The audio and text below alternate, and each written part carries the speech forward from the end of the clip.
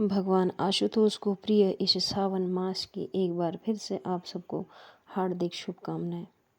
भगवान शिव के प्रिय इस सावन मास में भगवान शिव की पूजा अर्चना, दान, तप, धर्म और भगवान शिव के जलार्पण का विशेष महत्व है, क्योंकि भगवान भोलेनाथ स्वयं इस समय धरती पर रहकर भक्तों की समस्त मनोकामनाओं को पूर्ण करते हैं। तो इस समय में जो भी व्यक्ति प्राणी जिस प्रकार के तप, धर्म या कोई भी जप का संकल्प लेता है तो उसका 1000 गुना फल मिलता है। इसी क्रम में इस सावन मास में हम सुन रहे हैं भगवान शिव के 12 ज्योतिर्लिंगों की कथा। इस क्रम में हमने भगवान महाकालेश्वर, सोमनाथ और ममलेश्वर ज्योतिर्लिंग की कथा सुनी। आज हम इसी क्रम में सुनेंगे भगवान शिव के चौथे ज्योतिर्लिंग ओमकारेश्वर ज्योतिर्लिंग की कथा। ईश्वर ने हम सब के कल्याण के लिए धरती पर अलग अलग जगहों पर अपने अलग अलग रूपों में स्थापित हुए हैं, जिनके दर्शन मात्र से, जिनके नाम जप मात्र से ही मनुष्य मात्र का कल्याण संभव है। भगवान शिव भक्त वत्सल हैं, जो कि भक्तों के तत्पर फल देने वाले ईश्वर हैं। आज हम सुनेंगे ओमकारेश्वर ज्योतिर्लिंग की कथा। ओमकारेश्वर ज्योतिर्लिंग मध्य प्रदेश के खंडवा जिले में मांधाता नामक द्वीप पर स्थित है। ऐसा कहा जाता है कि इस द्वीप का आकार ओम जैसा है और इसमें बहने वाली नर्मदा नदी भी ओम के आकार में ही बहती है। इस नदी के पास में एक और मंदिर है जिसका नाम है ममलेश्वर मंदिर, जो कि नर्मदा नदी के दक्षिणी तट पर स्थित है। एक कथा के अनुसार ऐसा कहा जाता है कि माता नर्मदा का जन्म भगवान विष्णु के पसीने से हुआ है, तो इसलिए भगवान शिव को नर्मदा अपनी बेटी की तरह ही प्रिय हैं। इसीलिए नर्मदा नदी के तट पर ही भगवान ओमकारेश्वर का ज्योतिर्लिंग है। इसलिए जो ओमकारेश्वर ज्योतिर्लिंग है वहाँ पर 2 शिवलिंग उपस्थित हैं। अब ओमकारेश्वर ज्योतिर्लिंग में 2 शिवलिंग के उपस्थित होने की कथा बड़ी मनोहर है। भगवान शिव ने अपने भक्तों के उद्धार और उनकी प्रार्थना पर इस धरती पर सदा सदा के लिए निवास करने के लिए इस प्रकार 2 लिंगों में प्रवेश किया। तो आइए सुनते हैं ओमकारेश्वर ज्योतिर्लिंग के प्रागट्य की कथा। एक बार जनहित कल्याण और समस्त विश्व के कल्याण की कामना रखने वाले देवर्षि नारद विंध्याचल पर्वत पर आए। जब पर्वतराज विंध्याचल के महल में पहुंचे तो उनसे बातचीत करने पर विंध्याचल पर्वत के शब्दों में उन्हें कुछ घमंड का अनुभव हुआ। विंध्याचल पर्वत ने कुछ इस प्रकार के शब्द कहे जो सुनने में या बोलने में बहुत ही सामान्य थे, किंतु देवऋषि नारद ने उसमें प्रकट होने वाली थोड़ी सी घमंड की रेखा को भांप लिया। देवऋषि नारद जी का तो कल्याण ही था, समस्त भक्तों का कल्याण करना, किसी में लेश मात्र भी घमंड न रहे। विंध्याचल भगवान शिव के भक्त थे। तब ते उन्होंने कहा, विंध्याचल पर्वत ने नारद मुनि से कहा कि मेरे पास धन, संपदा, वैभव किसी चीज़ की कमी नहीं है, सब भरपूर मेरे पास है। इस प्रकार देवऋषि नारद ने कुछ इस तरह लंबी सांस भरते हुए एक अपने चेहरे का भाव प्रकट किया, जिससे कि वो कुछ बताना चाहते। तब विंध्याचल पर्वत ने उनसे पूछा कि आपने इस प्रकार सांस क्यों भरी, क्या मैंने कुछ गलत कहा? तब देवऋषि नारद विंध्याचल पर्वत को बताते हैं कि हाँ, आपके पास वैभव, धन, संपदा का भंडार है, किंतु मांधाता पर्वत तो देवलोक तक फैला है, उसकी चोटियाँ, उसके ऐश्वर्य का तो कोई जवाब ही नहीं। इतना कहकर देवऋषि नारद वहाँ से अंतर्ध्यान हो गए और विंध्याचल पर्वत को यह बात खल गई और उन्होंने देवर्षि के जाने के पश्चात ही भगवान शिव की कठोर तपस्या प्रारंभ कर दी। 6 महीने की तपस्या के पश्चात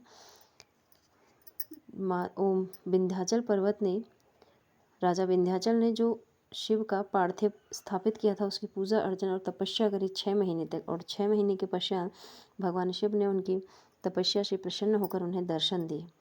तब विंध्याचल ने उनसे बड़ी विनम्रतापूर्वक कहा कि आप मेरे तप से प्रसन्न होकर मुझे दर्शन दिए, मुझे कृतार्थ कर दिया।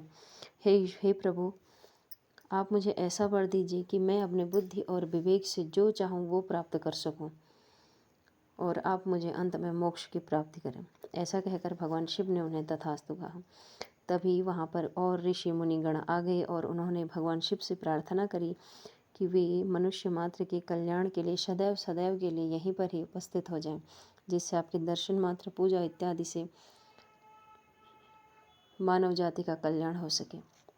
इस प्रकार उनके वचनों से प्रसन्न होकर भगवान शिव ने उन्हें आशीर्वाद स्वरूप वहीं पर एक शिवलिंग जो कि ओमकारेश्वर है उसके रूप में स्थापित हो गए, और जो पार्थिव था जिसे राजा विंध्याचल ने स्थापित किया था उसमें एक ज्योति की, एक प्रकाश के रूप में स्थापित हो गए।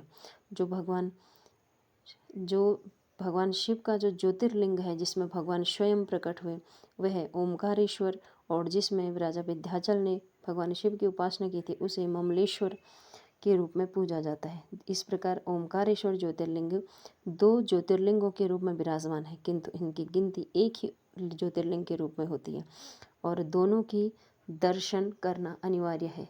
यदि आप ओमकारेश्वर ज्योतिर्लिंग के दर्शन करके ममलेश्वर के दर्शन नहीं करते हैं तो आपकी यात्रा अधूरी मानी जाएगी। तो इस प्रकार भगवान शिव वहाँ पे ज्योतिर्लिंग के रूप में स्थापित हो गए।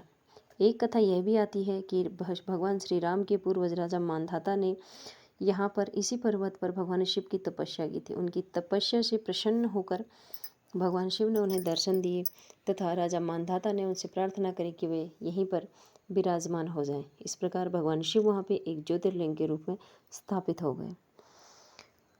भगवान जो ओमकारेश्वर ज्योतिर्लिंग का मंदिर लगभग 5,500 वर्ष से भी अधिक पुराना है। ऐसा माना जाता है कि भगवान शिव और माता पार्वती रात्रि में तीनों लोगों का भ्रमण करके यहाँ पर विश्राम करने के लिए आते हैं।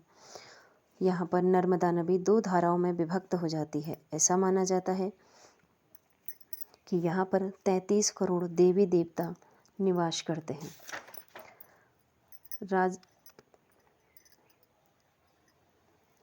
इस मंदिर का अधिक नवीनीकरण नहीं हुआ था। 11वीं शताब्दी में मालवा के परमार राजाओं ने इसका पुनर्निर्माण कराया। मंदिर का ज़्यादा नवीनीकरण नहीं हुआ था। इसका नवीनीकरण होलकर राजाओं ने, इसमें भी अहिल्याबाई होलकर ने इसका जीर्णोद्धार नवीनीकरण कराया और इसे अपना संरक्षण प्रदान किया।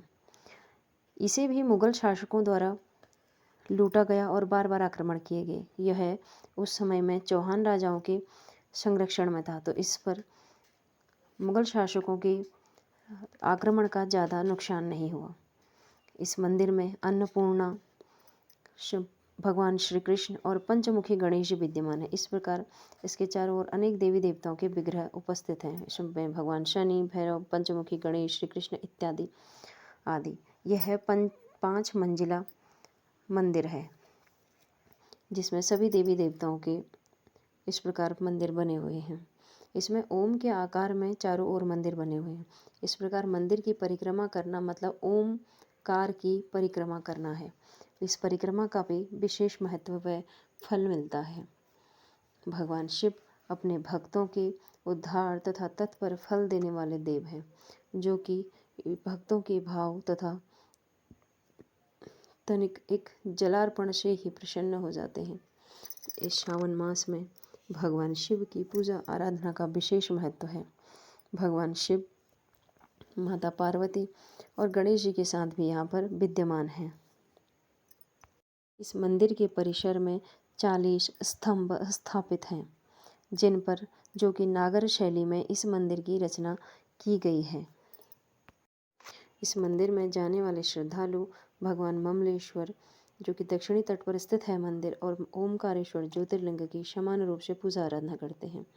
सभी तीर्थों में भगवान ओमकारेश्वर सर्वाधिक पूजे जाने वाले तीर्थ स्थानों में से एक है। भगवान शिव के इस प्रकार 12 ज्योतिर्लिंगों की कथा हम इस क्रम में श्रवण करेंगे, जिसमें आज चौथे ज्योतिर्लिंग की कथा हमने श्रवण करी। तो इसी क्रम में हमारे साथ बने रहिए, सहयोग कीजिए, लाइक शेयर कीजिए और इस कहानी को अधिक से अधिक आगे अग्रसर कीजिए, ताकि हम इसी सीरीज़ में और कथाएं लेकर आ सकें।